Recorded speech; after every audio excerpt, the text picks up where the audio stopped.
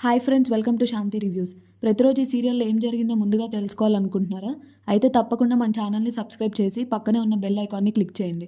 అప్పుడు మేము video post చేయగానే అందరికన్నా ముందుగా ఈ సీరియల్ రివ్యూని మీరే తెలుసుకోవచ్చు. ఘన కుమార్ గురించి చెప్పడానికి మినిస్టర్కి కాల్ చేస్తే, మినిస్టర్ ఈ ఘనగాడు నాకెందుకు కాల్ చేస్తున్నాడు, వీడికేం పని లేదు అని ఫోన్ కట్ చేస్తాడు.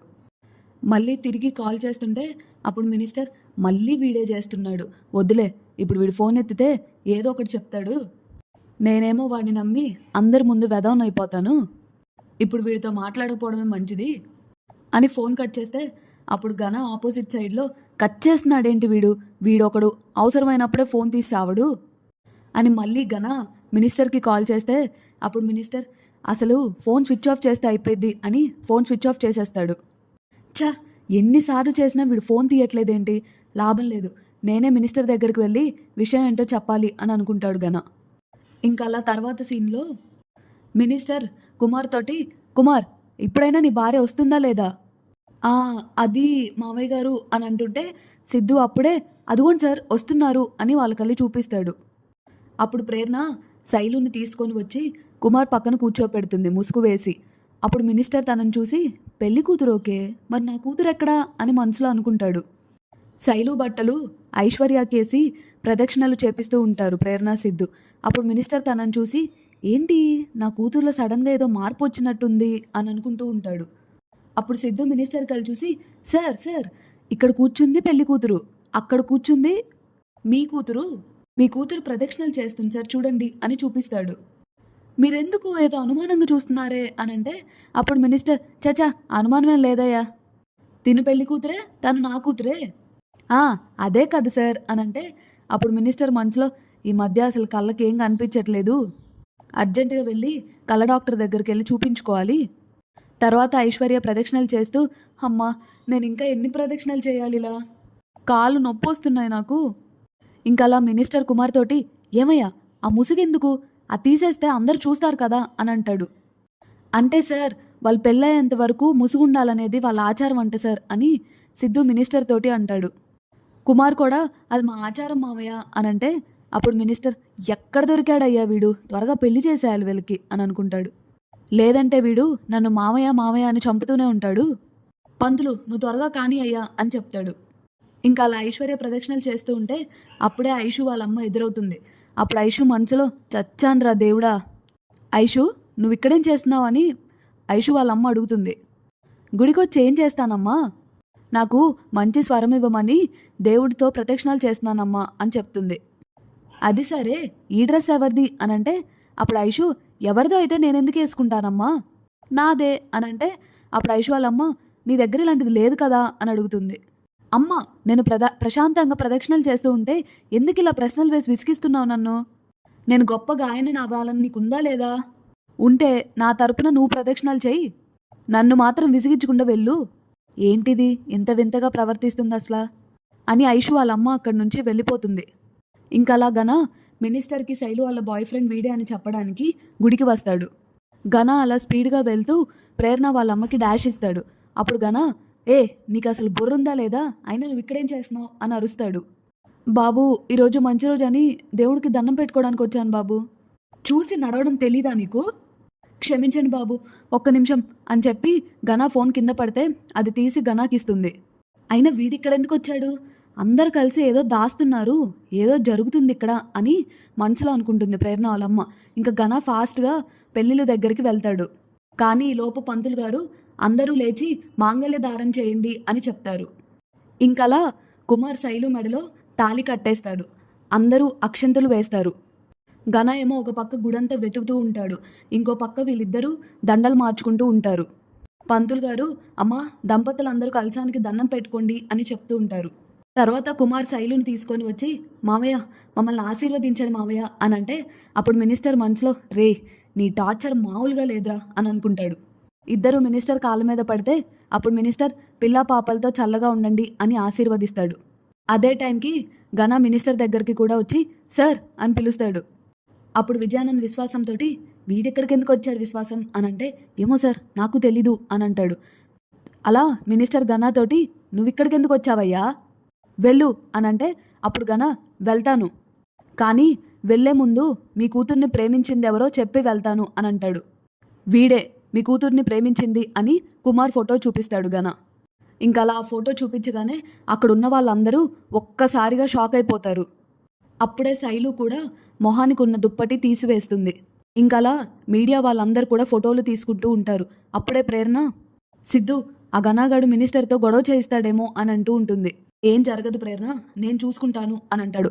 అప్పుడే మినిస్టర్ కుమార్ని నన్ను మోసం చేస్తావంట్రా అని కొట్టబోతుంటే సిద్ధు ఆపి, సార్ సార్ ఆవేశపడకండి, చుట్టూ జనాలు మీడియా ఉంది సార్, కాస్త ఆలోచించండి సార్.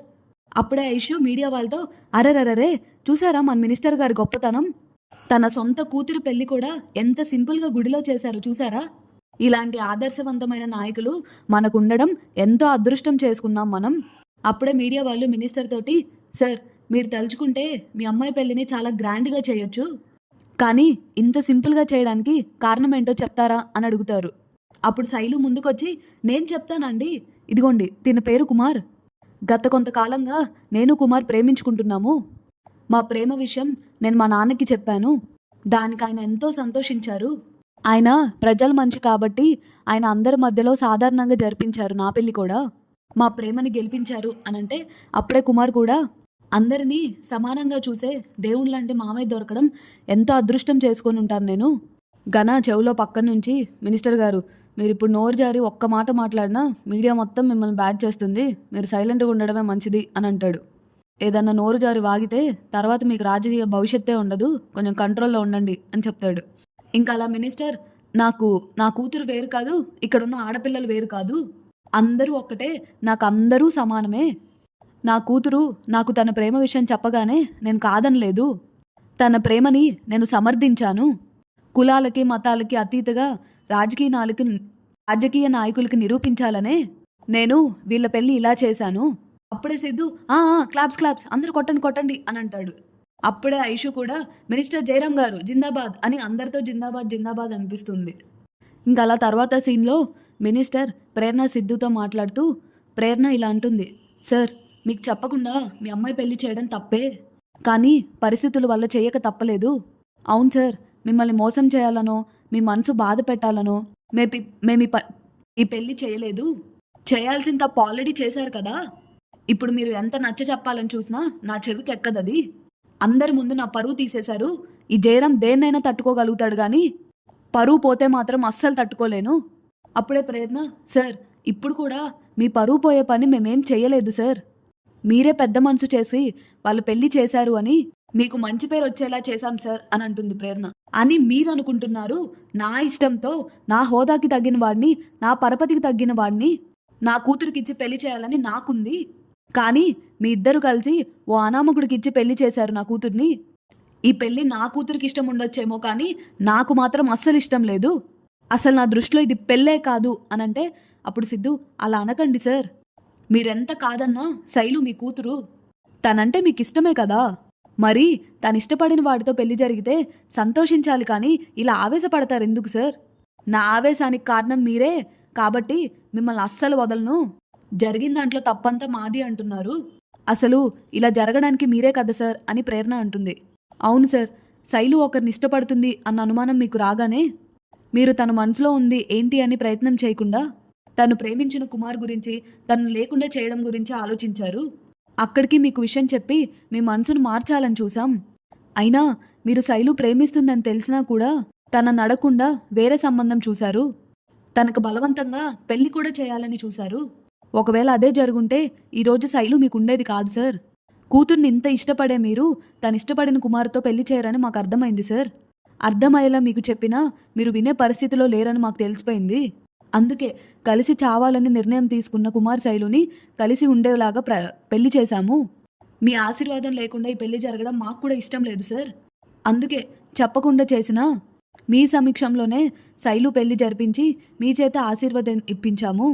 అప్పుడు సిద్ధు కూడా, సార్ ఇప్పటికైనా వాళ్ళ ప్రేమను అర్థం చేసుకోండి మీరు. అప్పుడు మినిస్టర్, చెప్పడం అయ్యిందా, ఇంకా ఏమన్నా ఉందా, మీరెన్ని చెప్పినా నేను వినను, మీరు నాకు నచ్చని పని చేశారు, అది నేను ఎప్పటికీ మర్చిపోలేను, నాకున్న కోపానికి ఇక్కడే ఏదైనా చేయగలను మిమ్మల్ని, కానీ మీడియా ఉందని ఆగాను, ఇప్పటి వరకు నాలో ఒక కోణాన్నే చూశారు, ఇప్పటి నుంచి మరో కోణం చూపిస్తాను మీకు, పెళ్లి చేసేసాం, ఎప్పటికైనా నా మనసు మారుతుందని మీరు అనుకుంటున్నారేమో. ఎప్పటికీ మారదు. మీరిప్పుడు పెళ్లి జరిపించినా నా దృష్టిలో ఇది పెళ్ళే కాదు. తిరిగి నా కూతుర్ని ఎలా రప్పించుకోవాలో నాకు బాగా తెలుసు. మిమ్మల్ని మాత్రం నేను అస్సలు క్షమించను అని చెప్పి మినిస్టర్ అక్కడి నుంచి వెళ్ళిపోతాడు. ఇంకా అలా మినిస్టర్ వెళ్ళిపోతూ ఉంటే విజయానంద్ విశ్వాసం కూడా వెనక వస్తూ, అయ్యో మినిస్టర్ గారు నా మాట వినండి సార్ ప్లీజ్. విజయానంద్, ఇక నీకు నాకు మాటలు లేవు. కేవలం చేతలే నువ్వు నీ కొడుకు కలిసి నన్ను మోసం చేశారు కదా. చెప్తా, మీ సంగతి చెప్తా, నేనంటే ఏంటో చూపిస్తాను అనంటే అప్పుడే విజయానంద్, సార్ జరిగిన దాంట్లో నా తప్పు అసలు లేదు సార్, ప్రామిస్ అనంటే అప్పుడే విశ్వాసం కూడా, అవును సార్, ఆ సిద్ధుబాబు ప్రేరణ కలిసిన ఆటలు సార్ ఇవి, మా సార్కి ఏం సంబంధం లేదని విశ్వాసం కూడా అంటూ ఉంటాడు. మా సార్ ఆ ఆటలు అరటిపండు సార్ అనంటే అప్పుడే విజయానంద్, అవును సార్, నాకు కూడా చెప్పలేదు వీళ్ళు, నన్ను నమ్మండి సార్ అనంటే అప్పుడు మినిస్టర్, అస్సలు నమ్మను నేను, ఎందుకంటే నువ్వు ఒక గుంట నక్కవి, నీ అవసరాని కోసం ఎటు కావాలంటే అటు మల్లుతావు నువ్వు.